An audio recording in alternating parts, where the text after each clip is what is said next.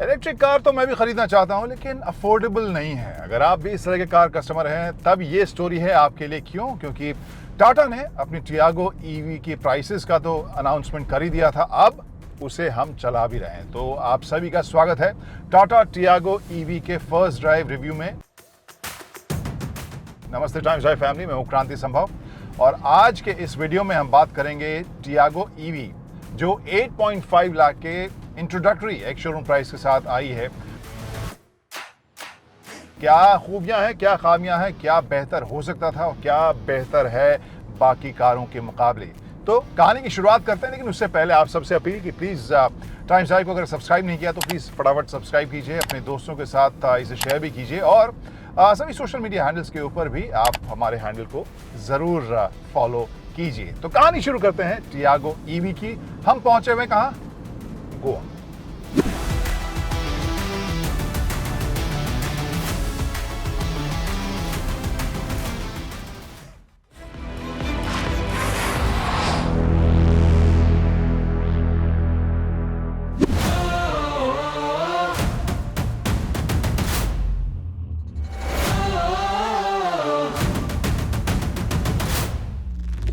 Guys, ये जो Tiago EV है उसमें कहानी दो लेवल पे है। दो लेवल क्योंकि यहाँ पे एक मिड रेंज वाला ऑप्शन दिया गया है और एक लॉन्ग रेंज वाला ऑप्शन दिया गया है। अगर मिड रेंज की बात करें तो उसमें 19.2 किलोवाट आवर की बैटरी लगाई गई है और इसका जो रेंज है जो टेस्टेड है दैट इज़ अराउंड 257 किलोमीटर्स। और जो लॉन्ग रेंज है उसमें 24 किलोवाट आवर की बैटरी लगाई गई है जिसका रेंज 315 किलोमीटर दिया गया है। वहीं मिड रेंज की अगर बात करें तो ताकत लगभग 60-62 bhp की है, 110 न्यूटन मीटर्स का है टॉर्क। और जो लॉन्ग रेंज वाला जिसमें बैटरी थोड़ी बड़ी है वो लगभग 73-74 bhp की ताकत देता है, 114 न्यूटन मीटर्स का टॉर्क देता है। तो ये तो बात हो गई फिगर्स की। अब दूसरा सवाल आपका क्या होगा कि चार्ज कितने देर में होगी। तो यहाँ पे आपको वो भी बता देते हैं। 4 तरीके से इसे चार्ज करने का ऑप्शन कंपनी दे रही है। 2 घर पे, 2 अगर बाहर आप इसे लेके गए हैं तो। घर पे जो वॉल माउंटेड चार्जर होता है उसमें आप मिड रेंज को लगभग 6.9 आवर्स में चार्ज कर सकते हैं और इसके अलावा लगभग 8.7 आवर्स आपको लगेंगे जो लॉन्ग रेंज वाला वर्जन है उसे चार्ज करने में 100% तक, 10 से 100%। अगर इसे लेके आप बाहर निकले हुए हैं तो फिर आप जो 15 एम्पेयर वाला जो सॉकेट हम यूज़ करते हैं वहाँ पे चार्ज करने में आपको वही 6.9 आवर्स लग जाएंगे और इसके अलावा आपको जो लॉन्ग रेंज वाला वर्जन है उसे चार्ज करने में 8.7 आवर्स लग जाएंगे। वहीं अगर आपने डीसी फास्ट चार्जर यूज़ किया, क्योंकि पब्लिक स्पेस में अगर आपको अवेलेबल वो है और अभी तक जो तीनों हमने वर्जन बताए थे उसमें आप एसी चार्जिंग कर सकते हैं। डीसी फास्ट चार्जर में आपको 80% तक का चार्ज मिल रहा है 58 मिनट्स में। तो ये सब जो आंकड़े हैं कंपनी ने इसका दावा किया है, टेस्टेड रेंज और चार्जिंग टाइम्स। तो अब जो 2 सबसे इम्पॉर्टेंट चीज़ें हैं वो हमने आपको बता दी कि इसमें रेंज क्या है, बैटरी क्या है, चार्जिंग में कितना टाइम लगता है।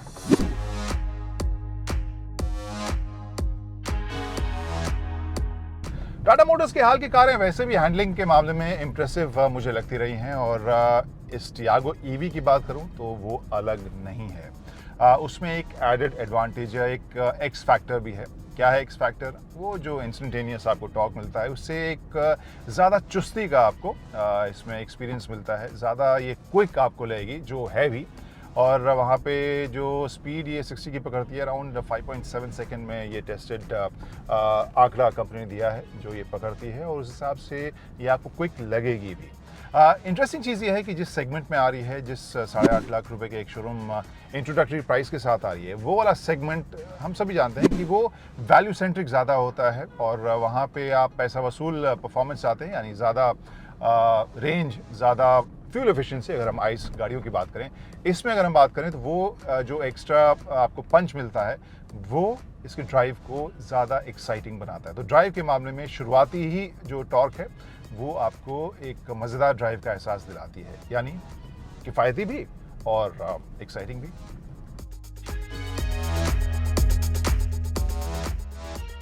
चलिए गाइस, एक्स फैक्टर के बाद बात करते हैं कुछ वाई जेड फैक्टर की। सिंपल ड्राइविंग प्लेजर या ड्राइविंग कंफर्ट की अगर बात करें तो कैसी है ये। तो वहाँ पे जो सस्पेंशन का सेटअप है वो मुझे इस सेगमेंट की कार के हिसाब से काफ़ी कंफर्टेबल लग रहा है। यहाँ पे मेरे ख्याल से एक्स्ट्रा वेट की वजह से जो भी बैलेंसिंग की गई है, जो सस्पेंशन है, जो गोवा की सड़कों के ऊपर कुछ एक स्ट्रेच हमें टूटे फूटे भी मिले, हो सकता है बारिश की वजह से या पता नहीं क्यों, लेकिन वहाँ पे भी बहुत ही कंफर्टेबली ये क्रॉस करती नज़र आई।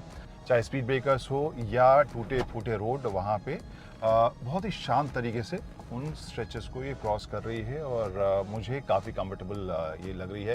यानी शहरी माहौल के लिए आपको ये कंफर्टेबल पैकेज लगेगा सस्पेंशन और राइड क्वालिटी के हिसाब से। अब बात करते हैं इसकी ब्रेकिंग और हैंडलिंग की। यहाँ पे जो ब्रेकिंग है, ऑब्वियसली रीजन जो मोड है उसमें आपको एक्स्ट्रा ब्रेकिंग ज़रूर मिलेगी, जहाँ पर एफर्ट नहीं भी कर रहे हैं तो भी गाड़ी जो है वो रुकेगी। लेकिन वैसे अगर मैं कहूँ जब सभी कुछ आप ऑफ कर रहे हैं तो भी इसकी ब्रेकिंग मुझे सटीक अच्छी सी लग रही है। वहीं अगर हैंडलिंग की बात करें तो ऑब्वियसली जो शुरुआती चुस्ती है उससे आपको लगता है कि हाँ ये थोड़ी सी ज़्यादा स्पोर्टी है अपने सेगमेंट की कार्स के मुकाबले, लेकिन जो हैंडलिंग है वहाँ पे तेज़ रफ्तार जब आप पकड़ते हैं तो बहुत चिपक के चल रही हो ऐसा भी नहीं है। तो वहाँ पे आपको याद आएगा कि हाँ एक सिटी सेंट्रिक ये कार है, लेकिन ऐसा नहीं कहूँगा कि हैंडलिंग आपको निराश करेगी या डील ब्रेकर जिसे कहते हैं वैसा मुझे महसूस नहीं हो रहा। तो एक एवरेज हैंडलिंग में कहूँगा, लेकिन एक्स्ट्रा चुस्ती के साथ एक तेज तर्रार छोटी कार मुझे अभी तक ये महसूस हो रही है।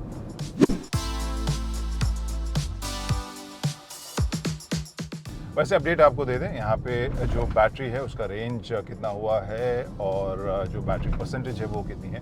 सुबह से जो हमने ड्राइव की है, शुरुआत लगभग 290 के आसपास से हुई थी रेंज की। अभी फ़िलहाल रेंज मुझे 102 किलोमीटर्स बता रहा है और जो बैटरी गई है वो 28% गई है, तो 72% जो बैटरी है बची हुई है। तो बैटरी रीजन मोड जो है उसमें फ़िलहाल मैंने 3rd लेवल पे इसे किया हुआ है और जब मैं एक्सीलेटर से पाँव हटा रहा हूँ तो देखिएगा किस तरह से कार ऑलमोस्ट रुक सी जा रही है और ट्रैफिक में मुझे ज़्यादा दिक्कत लग नहीं रही है, क्योंकि यहाँ पर आपको बार बार ब्रेक लगाने की ज़रूरत नहीं है। एक्सीलेटर से पाँव हटाएं और कार जो है वो ऑलमोस्ट रुक जैसी जा रही है।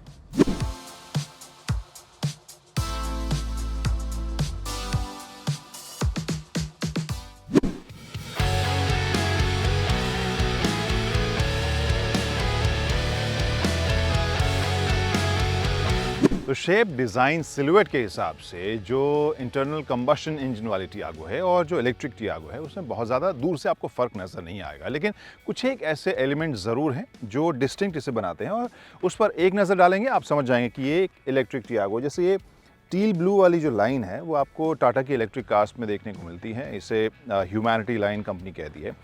जो ग्रिल है उसमें भी ढेर सारे ट्राई एरो डिज़ाइन आपको देखने को मिलेंगे, लेकिन ये एलिमेंट जो है वो ऑब्वियसली ज़ोर ज़ोर से आपको बताएगा कि ये एक ईवी है, इलेक्ट्रिक व्हीकल है। और अगर बम्पर की बात करें, यहाँ पे भी जो शेप है, डिज़ाइन है, वो उसमें भी आपको काफ़ी सारे ट्राई एरो देखने को मिलेंगे। वहीं लुक के हिसाब से जो हेडलैम्प है आप समझ ही होंगे कि वो प्रोजेक्टर हेडलैम्प है, टियागो में भी देखने को मिलती है। और इसके अलावा एक एलिमेंट जो अगेन ईवी के लिए डिस्टिंक्ट आपको लगेगा, जो व्हील कवर जिस तरीके से आप देख रहे हैं, अलॉय नहीं है। अलॉय के डिज़ाइंस इस तरह के इलेक्ट्रिक व्हीकल्स में काफ़ी देखने को मिलते हैं बेहतर एरोडायनेमिक्स के लिए, लेकिन यहाँ पर इसे कवर के तौर पर इस्तेमाल किया गया है। एक और बैजिंग आपको ईवी की यहाँ पर साइड में देखने को मिलती है। टियागो ईवी के पिछले हिस्से में जब आप आएँ तो यहाँ पे भी आपको ईवी की बैजिंग नज़र आएगी। तो आप कार को फॉलो कर रहे हैं तो साफ साफ आप समझ ही सकते हैं कि ये ईवी है टियागो। और इलेक्ट्रिक आपको यहाँ पर टेल गेट मिलेगा, पावर्ड नहीं है बट इलेक्ट्रिक आपको मिलेगा। जो स्पेस है वो अगर हम देखें यहाँ पे, जिस सेगमेंट की कार है आप बहुत ज़्यादा डिसअपॉइंट नहीं होंगे। जगह, क्योंकि अभी हमने जो अपने कैमरा इक्विपमेंट है और जो अपने हैंड बैगेज वगैरह है वो सब इसमें रखे थे। एक बार मैं वो फिर से रख के आपको दिखाऊंगा कि जगह लगभग 200 लीटर के आसपास की जगह अगर हम देखें तो इट्स नॉट बैड। लेकिन एक तब्दीली या एक ख़ास चीज़ यहाँ पर आप देख सकते हैं, ये चार्जर आप यहाँ देख सकते हैं, चार्जर इसमें दिया गया है। ये आप होम चार्जर जो 15-16 एम्पियर वाला होता है, ये वो है। इसके चार्जिंग के मेकैनिज़्म और चार्जिंग के ऑप्शंस के बारे में हम आगे बताएंगे, लेकिन यहाँ पे आप देख सकते हैं जो हिस्सा आपको अलग देखने को मिलेगा, यहाँ स्पेयर व्हील या स्टेपनी जिसे हम कहते हैं, वो आपको नज़र नहीं आएगा। दरअसल वो एक बड़ी तब्दीली यहाँ पर आपको नज़र आएगी। अब जैसा मैंने प्रॉमिस किया, सामान रख के एक बार दिखाते हैं क्या है, इसकी कैपेसिटी कैसी है।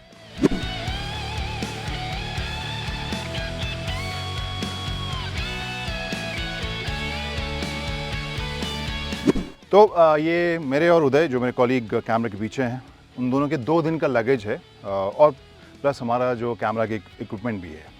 तो उस हिसाब से जैसे मैंने पहले कहा, बहुत ज़्यादा जगह तो नहीं, लेकिन आप डिसअपॉइंट नहीं होंगे।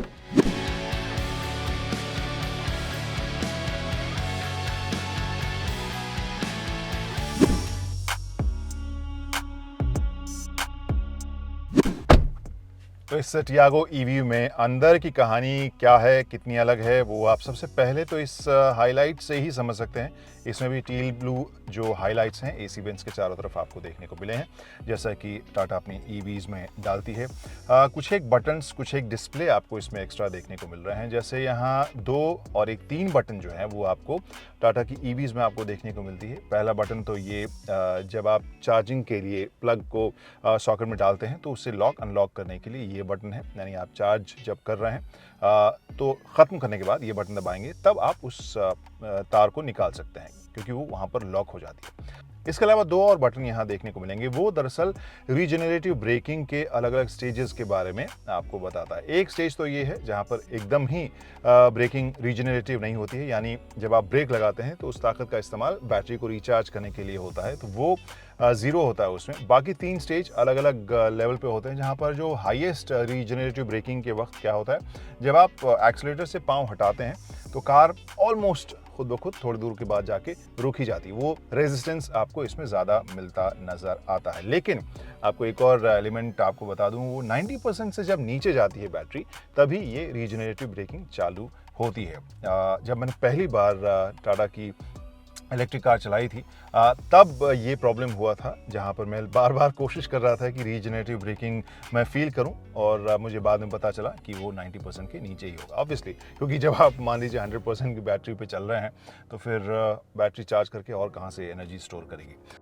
ये जो डिस्प्ले है इंस्ट्रूमेंटेशन की, अगर मैं बात करूं तो यहाँ पर आप साफ तौर पर देख सकते हैं ईवी के जुड़े हुए इन्फॉर्मेशन, चाहे वो बैटरी का परसेंटेज है, जो रेंज है आपको वो देखने को मिलेगी। नीचे जिप्ट्रॉन देखने को मिल रहा है और जो स्पीड आपको देखने को मिल रही है, और गियर इंडिकेटर भी इसमें दिया गया है। तो यहाँ पर आप इस डायल को देख सकते हैं, जिसमें न्यूट्रल है, ड्राइव है, रिवर्स है, और साथ में स्पोर्ट्स मोड भी दिया गया है। तो उस हिसाब से अगर देखें, ड्राइव और स्पोर्ट मोड कंपनी के हिसाब से 8 अलग अलग मोड हो जाते हैं, क्योंकि ड्राइव में भी आप 4 अलग अलग रीजनरेटिव ब्रेकिंग देखते हैं, और स्पोर्ट में भी। तो मोरलेस अगर मैं कहूँ तो यहाँ पर ड्राइव और स्पोर्ट मोड आपको ड्राइविंग वाले देखने को मिल रहे हैं। क्लाइमेट कंट्रोल के बटन्स, कंट्रोल्स आपको लगभग वही देखेंगे। USB-A का एक पॉइंट आपको देखने को मिलेगा, और एक पावर पॉइंट 12 वोल्ट वाला आपको देखने को मिलेगा। फ़ोन रखने के लिए छोटी सी जगह है, ऑब्वियसली आर्मरेस्ट नहीं है। यहाँ पर एक बड़ा सा हैंड ब्रेक दिया गया है, बॉटल रखने के लिए यहाँ पे बीच में जगह दी गई है। एक और 12 वोल्ट का पॉइंट यहाँ पर आपको देखने को मिल रहा है। तो ऑब्वियसली यहाँ पर अगर आपके पास USB, पीछे बैठकर USB ढूंढ रहे हैं तो इस अडेप्टर लगाकर इसका यूज़ आप कर सकते हैं। 2 कप होल्डर छोटे से यहाँ पर देखने को मिल रहा है। तो मोरलेस जो कहानी है वो क्लीन है, बेसिक है, लेकिन थोड़ी सी प्रीमियम, ये लेदर की जो सीटिंग इसमें दी गई है वो इससे थोड़ा सा प्रीमियम भी बना रही है यहाँ ओवरऑल लुक में। अगर स्टीयरिंग व्हील की बात करें तो यहाँ पे क्रूज कंट्रोल का बटन भी आपको देखने को मिल रहा है, जो ऑब्वियसली इस सेगमेंट के हिसाब से अभी भी थोड़ा सा एक्सक्लूसिव है।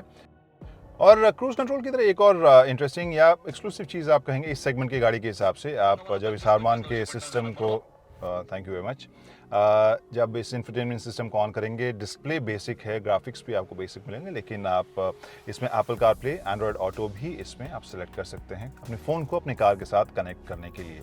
तो ओवरऑल फीचर्स के हिसाब से मैं ज़रूर कहूँगा कि इस सेगमेंट की जो कार्स हैं उस हिसाब से 2 स्टेप आगे आपको इसमें फीचर्स मिलेंगे, और तब्दीलियाँ या चेंजेस जो आइस इंजन वाली टियागो है उसके मुकाबले आपको पहली नज़र में ही समझ में आएगा कि हाँ, अंदर से भी आप एक ईवी में बैठे हैं।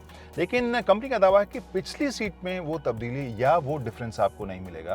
वो इस वजह से दावा था क्योंकि आमतौर पर हम देखते हैं कि इलेक्ट्रिक कार्स में जब बैटरी पैक लगाया जाता है या फ्लोर में अगर बैटरी लगाई जाती है तो फ्लोर ऊंचा हो जाता है और सीटिंग में थोड़ी सी दिक्कत होती है जब आपका पाँव काफ़ी ऊपर उठा रहता है फ्लोर के ऊँचा होने की वजह से, तो लंबी दूरी पर वो बहुत ज़्यादा कंफर्टेबल नहीं होता। पिछली सीट में कई ईवीज़ में हमने वो देखा है, वो प्रॉब्लम टियागो में है या नहीं वो मैं अब आपको देखकर बताता हूँ। तो यहाँ पर अपने हिसाब से मैंने ड्राइविंग सीट को एडजस्ट किया है और जो स्पेस है 6'3" के लिए वो आई गेस कम है, लेकिन एवरेज इंडियन हाइट के लिए एडिक्वेट जगह आपको देखने को मिलेगी।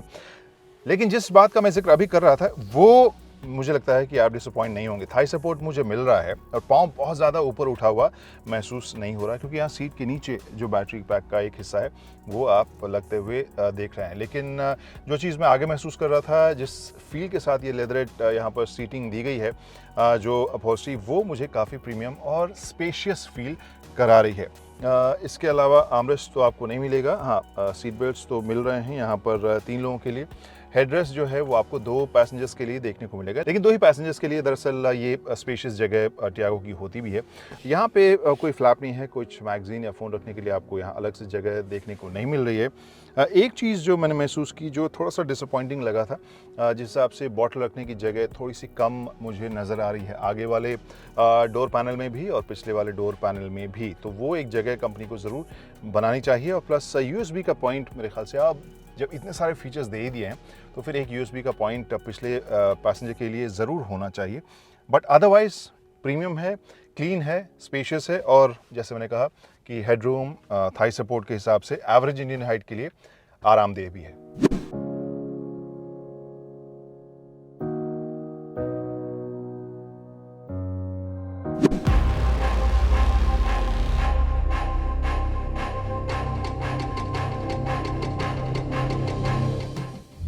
एक्सेसिबिलिटी, फीचर्स और प्रैक्टिकलिटी के हिसाब से टियागो ईवी कैसी है?